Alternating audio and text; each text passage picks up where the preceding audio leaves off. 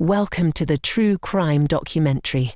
Today we explore the story of a woman whose deep connection with her dog leads to unexpected complications.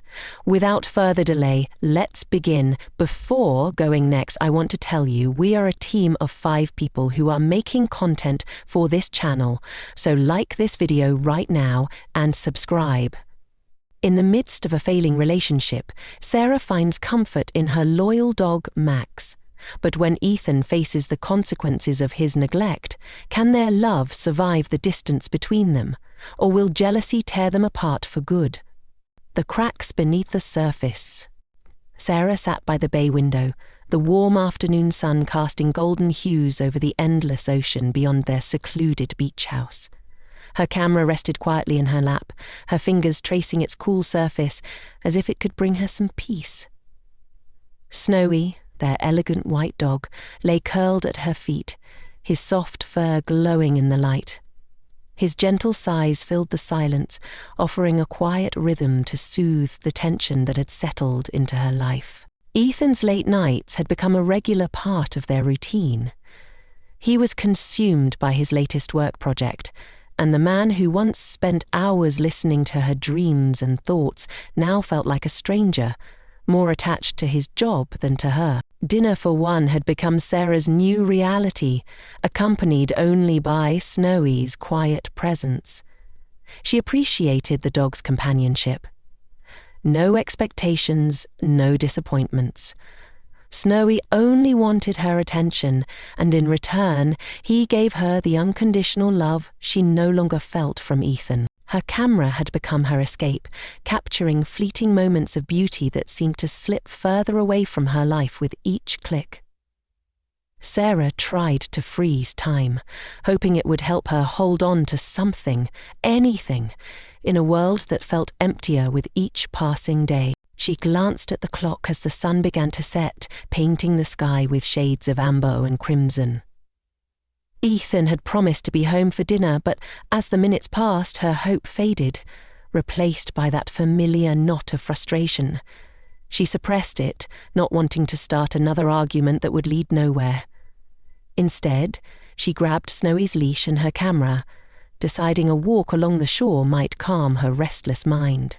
The beach was peaceful, the air fresh and salty. Snowy trotted beside her, his soft paws leaving faint marks in the sand. The calls of seagulls and the soft sound of waves created a gentle backdrop for her wandering thoughts. Sarah raised her camera, trying to capture the sunlight dancing on the water, but even the act of finding beauty through her lens felt hollow tonight. When she returned home, the sky had fully darkened and Ethan's car was just pulling into the driveway. A brief moment of relief fluttered in her chest, but it quickly faded into unease. Inside, she found him at the dining table, his head bent over his phone, its cold blue light illuminating his face. He didn't look up as she entered. "Hey," Sarah said softly, unclipping Snowy's leash. As loyal as ever, the dog bounded toward Ethan, tail wagging in greeting. Ethan barely acknowledged him, offering a distracted pat without lifting his eyes from the screen.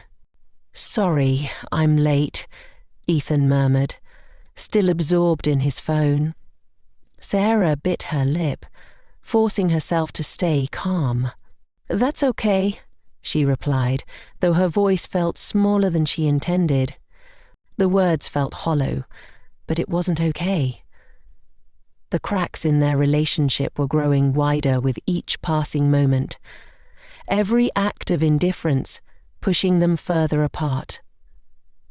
Sarah looked at Ethan, his distant expression, and the phone that seemed to take all his attention, and a deep ache settled in her chest. The unspoken words between them hung in the air, heavy and thick, like a storm waiting to happen. Snowy padded back to Sarah's side, sensing her unease. He leaned into her, offering comfort with his steady loyalty. She stroked his fur, finding a small bit of relief in his presence. But in the back of her mind, she couldn't shake the feeling that the distance between her and Ethan was leading to something inevitable, something she couldn't avoid. "I went for a walk with Snowy," Sarah said quietly, hoping to break the silence. The weekend getaway had been her idea, a last-ditch effort to reconnect, to bring back something she feared was slipping away. The seaside cabin used to be their escape, a place for shared laughter and stolen moments. Now, sitting across from each other at the small wooden dining table, the air was thick with tension. Sarah's heart sank as she watched Ethan scroll through his phone, barely noticing the dinner she'd prepared. The ache of his absence gnawed at her, even though he was right there. "How's work?" she asked, trying to spark a conversation. Ethan glanced up briefly, his eyes heavy with exhaustion. "Busy. Always busy." His voice was flat, almost dismissive. "Under the table."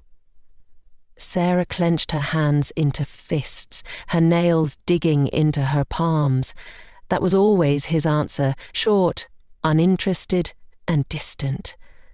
She swallowed the irritation rising inside her and softened her tone, trying again. "I miss you, Ethan," she said, her voice trembling with vulnerability. "I feel like you're not here anymore." Ethan's expression darkened, and he sighed heavily. He set his phone down with a thud and rubbed his temples, his frustration clear. "I'm doing the best I can, Sarah," he replied, his voice low but edged with irritation.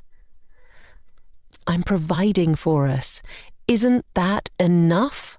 "It's not just about providing," Sarah said, her words spilling out before she could stop them. I need you with me, physically and emotionally. Lately it feels like you're a million miles away, and Snowy's the only one who's been there for me." At the mention of the dog, Ethan's gaze flicked to Snowy, who was lying at Sarah's feet, his white fur glowing softly in the light. Something unreadable flashed across Ethan's face. A tension, perhaps, or unease. His jaw tightened, and when he finally spoke, his voice was low and sharp. "Snowy?"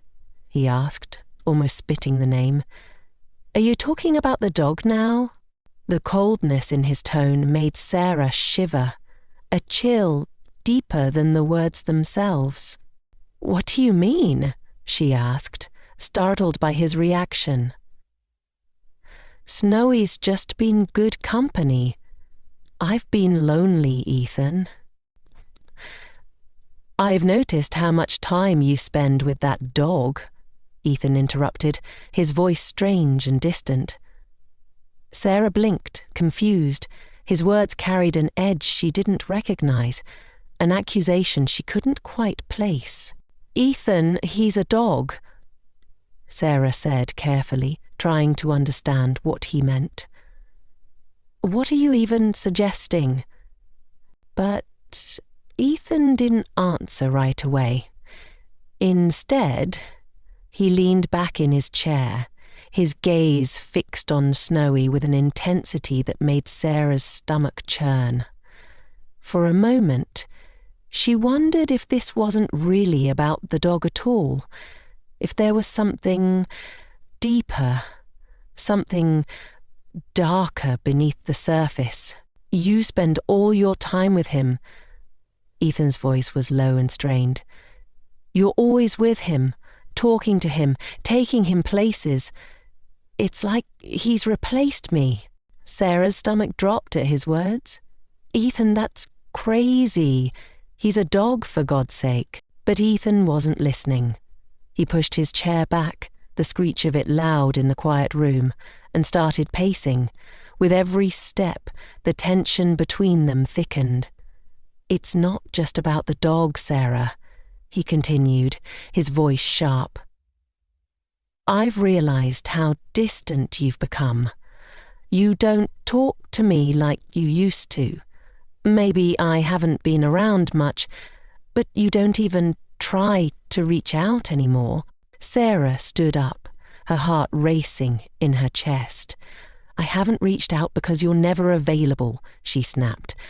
"I try to talk to you, but you're always caught up in work or your phone. When I need someone to listen, Snowy's the only one who's there." "But he's just a dog," she added, her voice trailing off as she saw the hurt in his eyes. Ethan turned to face her, his eyes dark with a mix of anger and something deeper. Hurt, maybe. "Maybe the problem is that I'm just not enough for you anymore," he said, the words cutting through the air like a physical blow. Sarah's breath caught in her throat. She was speechless, the pain of his accusation hitting her hard.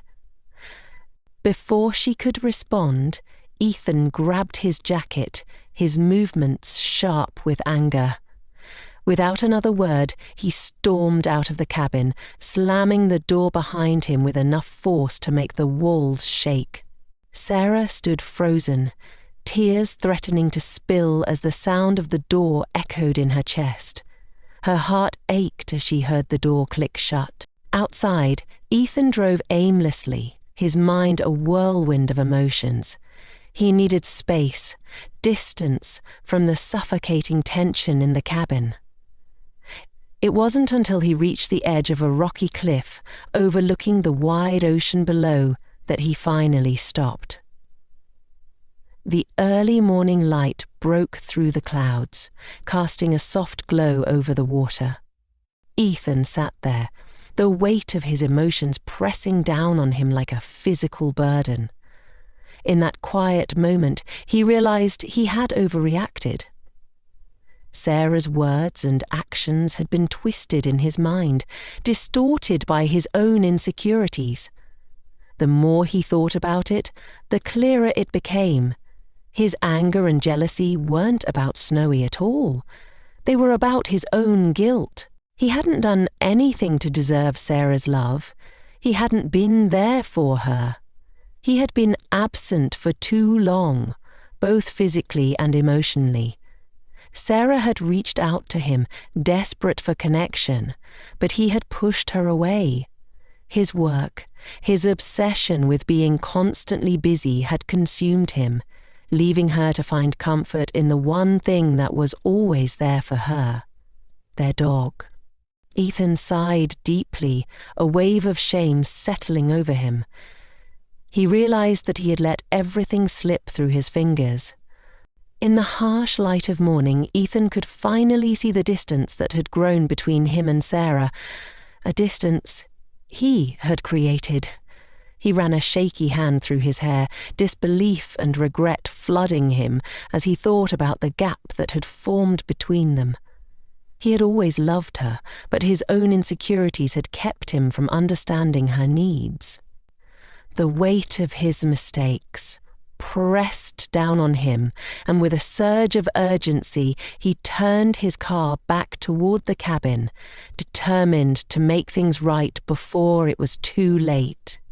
When he arrived, the sight of Sarah sitting quietly on the porch with Max at her side hit him like a punch to the gut.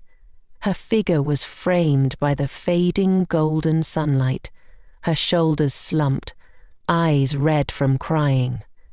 Yet there was a quiet strength in the way she held herself, a resilience that both humbled and pained him. As Ethan stepped out of the car, his hands trembled slightly. His heart was racing, torn between anticipation and fear. "Sarah!" He called gently, his voice low and hesitant. She lifted her gaze, her expression unreadable, but she didn't move.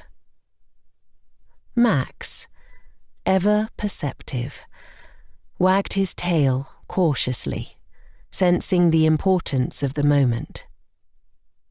Ethan walked slowly, the weight of the unspoken words between them hanging in the air like a fragile thread. He stopped a few feet away from her, the silence stretching between them. "I'm sorry," he finally said, his voice breaking with raw emotion. "I've been selfish. I let my own fears take over, and I hurt you. I see that now. I know I haven't been there for you, and I hate that my absence made you feel like you had to turn to Max instead of me." Sarah stood, wrapping her arms around herself as if trying to protect her heart from the pain of his words. Her lips trembled, but her voice was steady. "I didn't turn to Max because you weren't enough, Ethan," she said. "I turned to him because I felt alone. You were here, but you weren't really present, and I didn't know how to reach you anymore." Ethan's chest tightened as her words hit him with painful clarity. "You don't have to reach me anymore," he said, his voice firm. "I'm here now, Sarah. I'm ready to fight for us. I know I've failed you, but I love you. I've always loved you, and I'll do whatever it takes to prove it." Tears welled up in Sarah's eyes, and for the first time in what felt like forever, her guard began to drop. "I love you too, Ethan," she whispered, her voice trembling with emotion. I never stopped loving you. I just didn't know if we could find our way back." Ethan stepped closer, and without hesitation, he pulled her into his arms. They stood there, wrapped in each other's embrace, as the world seemed to pause around them. Max barked cheerfully, circling their feet, his unwavering loyalty a silent witness to their reconciliation. As they turned and walked back inside together, their steps in sync for the first time in a long while, a quiet sense of resolve filled the air. The road ahead wouldn't be easy, but they were ready to face it, together. Their love, though tested and battered, still had the power to guide them back to where they belonged. This story, at its core, is about the fragility of relationships, the importance of emotional connection, and the profound impact of neglect and miscommunication. It explores themes of love, loneliness, personal insecurities, and the ways in which individuals can either reconnect or fall further apart due to unmet needs. Here are some of the key lessons that people can learn from this story, explained in depth.